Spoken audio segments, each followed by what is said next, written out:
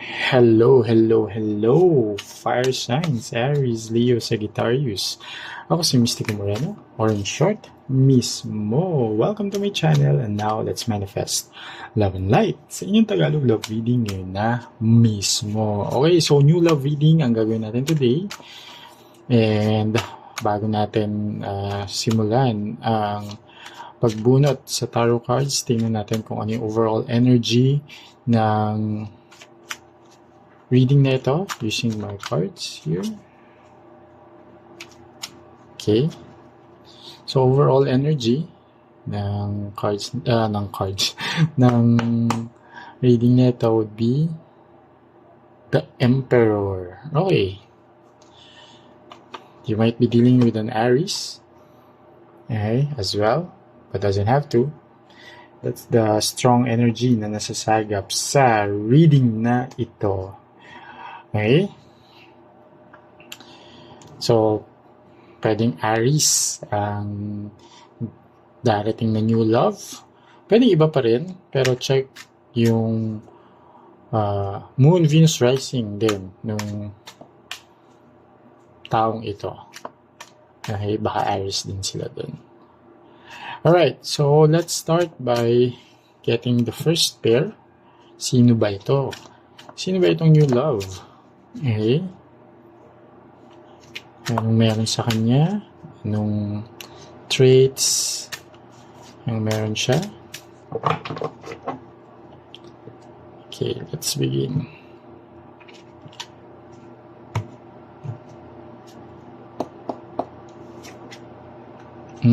Page of Coins. Paired with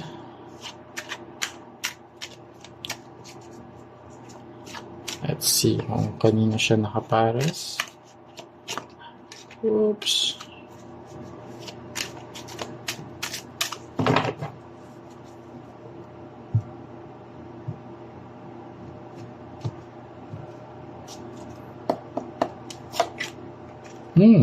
Wheel of Fortune. Okay. So, itong person na to, okay, with the Page of Coins showing up here and Wheel of Fortune. Okay.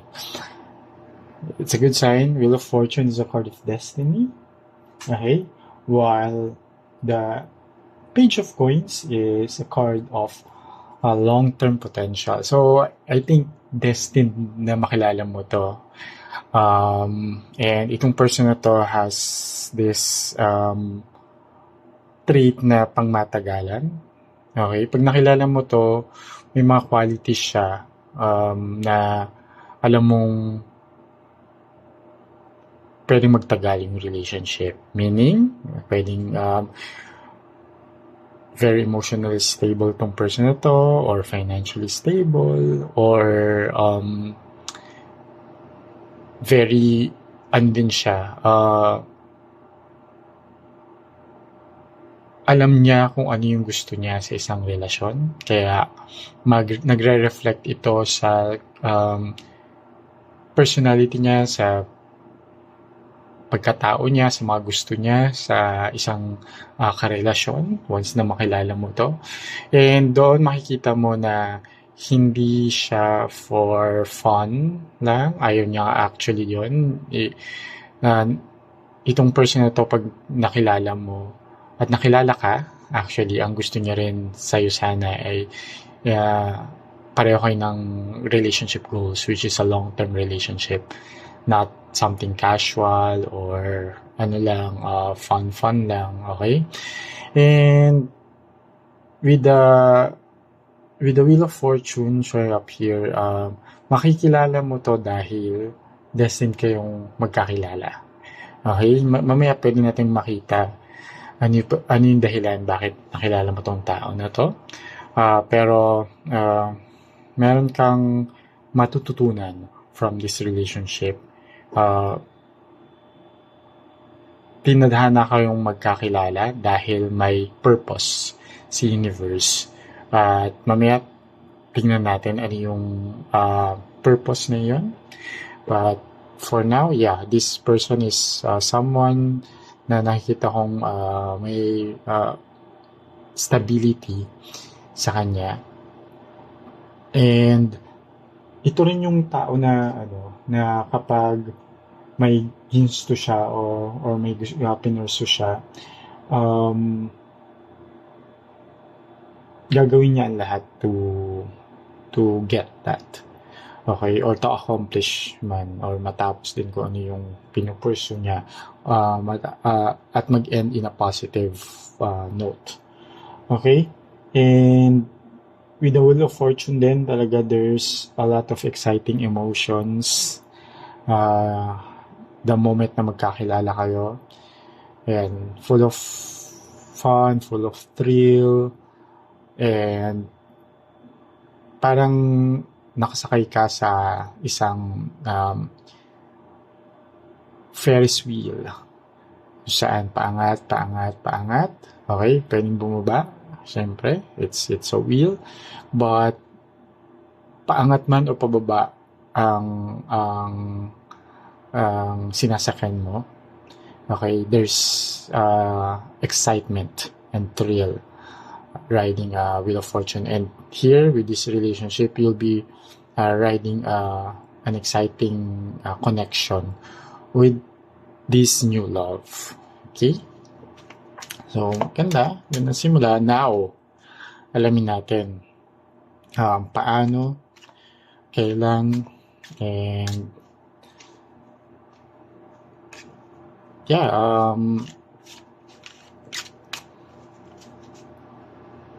at ano ang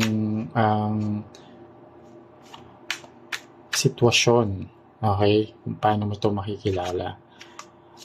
Nasa anong sitwasyon ka, nasa anong lugar ka. So let's see paano at kailan mo makikilala itong new love.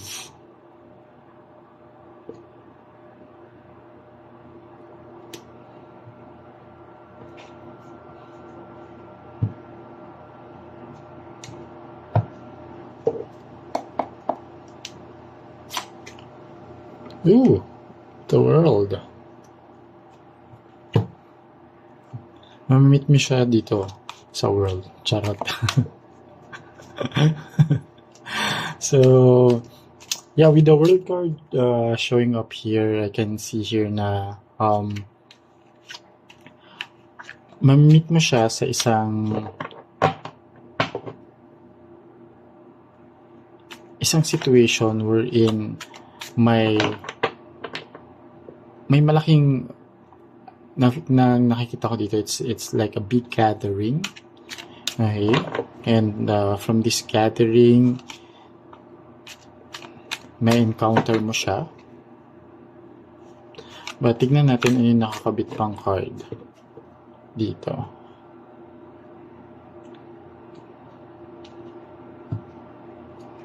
Maybe pwede rin ma-meet mo siya while traveling the world. Tama. Diba? Nagda-download pa lang siya sa akin. Pero yeah, because Knight of Wands is like taking on an adventure.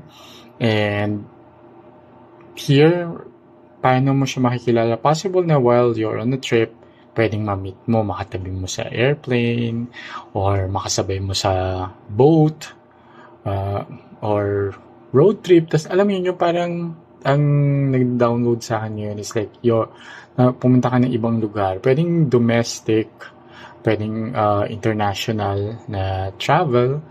And then while traveling, parang madalas mo siya nakikita. Tapos parang nasa medyo similar itineraries ninyo hanggang sa parang dahil madalas kayo nakikita, parang and this is a solo trip, tapos parang you both decided to explore the area, ganyan, and then doon mag-start yung getting to know. So yeah, pwedeng na-meet mo siya sa isang amusement park while traveling somewhere, like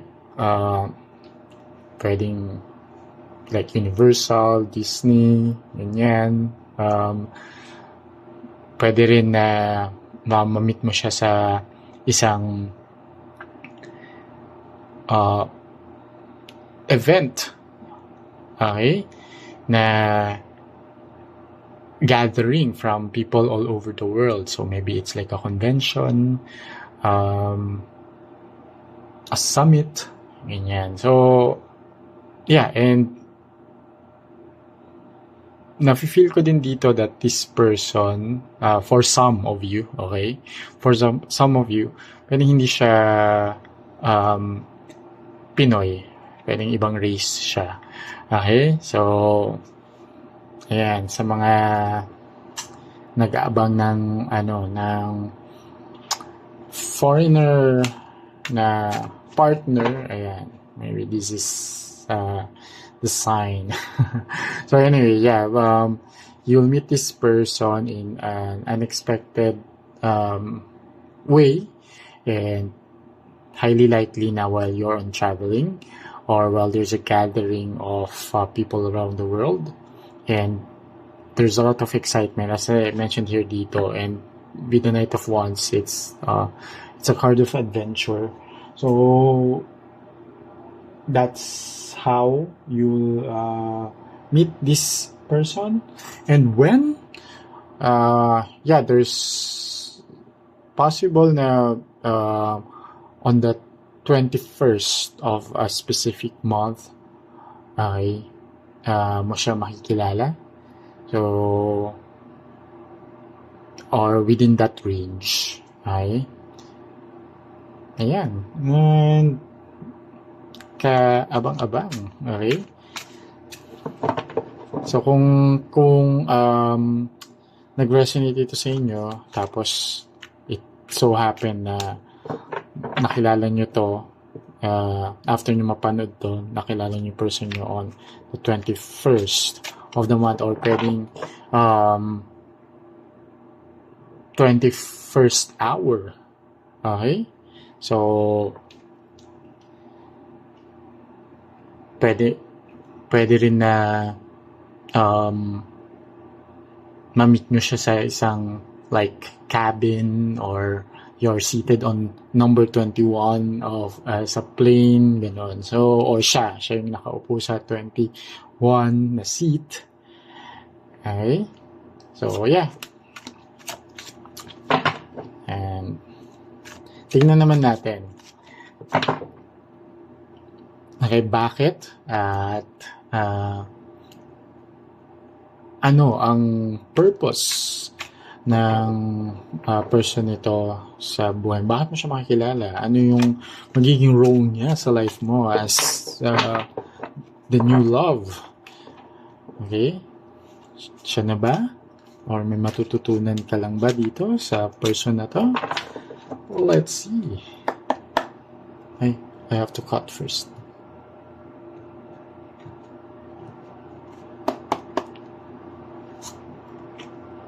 No.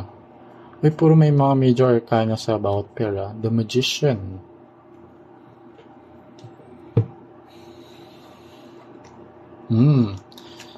So, bakit mo siya makikilala? One reason kung bakit mo siya makikilala is you manifested this person. I think you, in the past, you've been through a lot. Ang dami mga relasyon na hindi nag-work, and you've been praying so hard and manifesting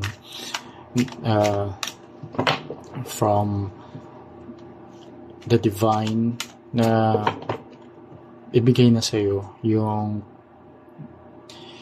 long lasting love na tagal mo na rin inaasam-asam, and ito, darating na nga din siya. So, prayers answered. Okay.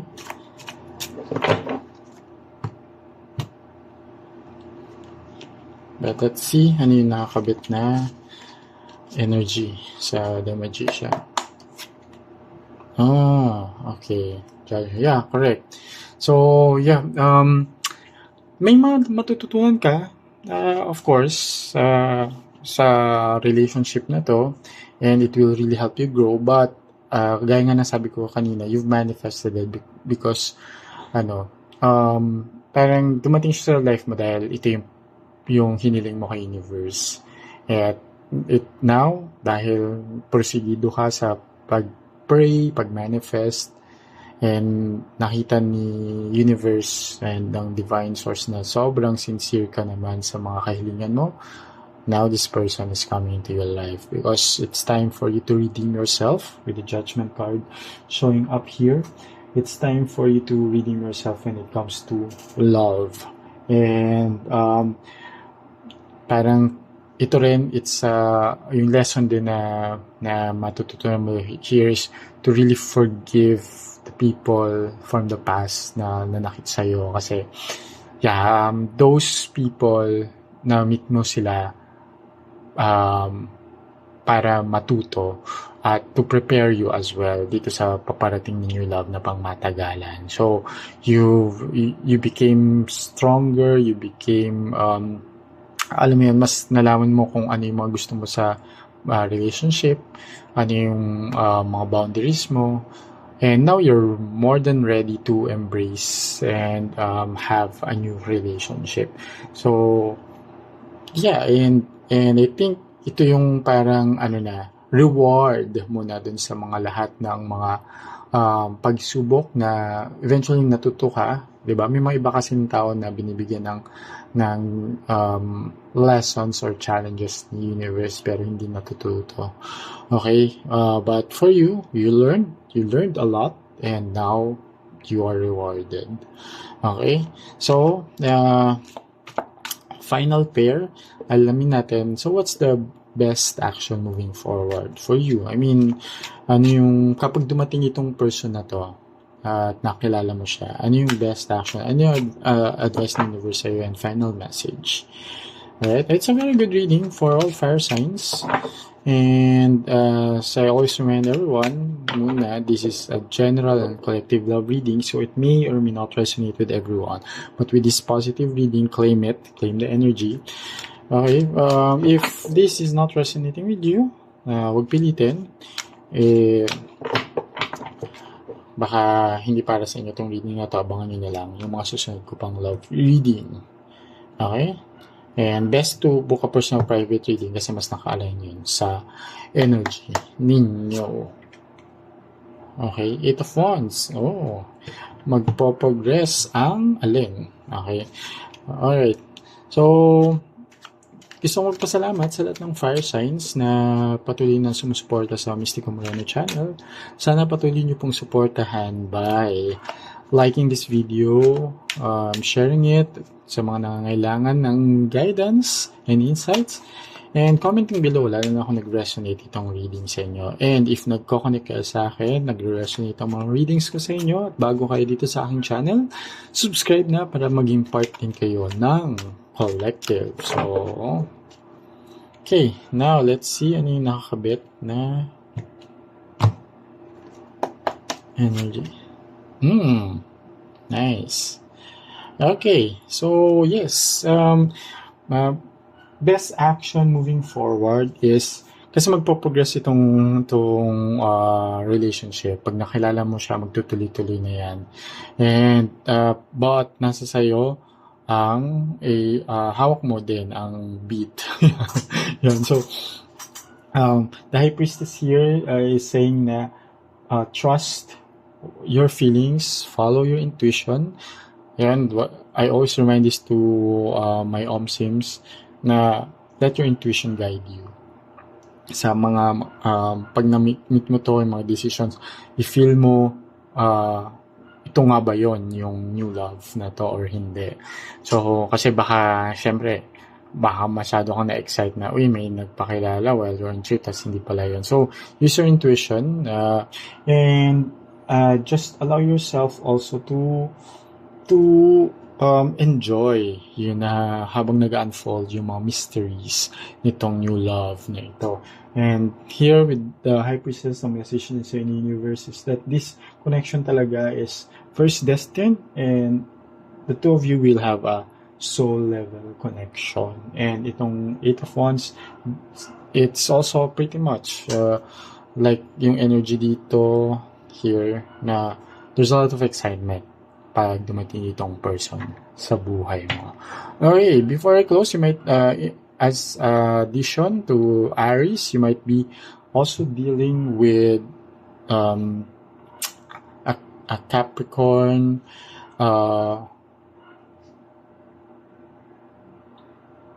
you might also be dealing with Cancer, a Pisces. What else? And a Scorpio. Okay. Water and earth and fire. Yes. Oh, and also, may air din pala. Gemini. Okay? You might also be dealing with Gemini and a Virgo. Ayan, kasi ang dami major arcana sa reading na to. So, yun, yung mga nabanggit kong signs, doesn't have to, okay? But check their Sun, Moon, Venus, and Rising placements. Baka,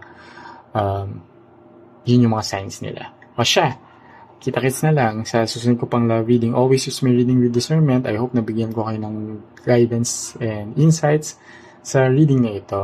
Okay? Abangan nyo na lang yung mga susunod ko pang love reading dito sa aking channel. Ako si Mystico Moreno, or in short, mismo, kita-kits. Ingat!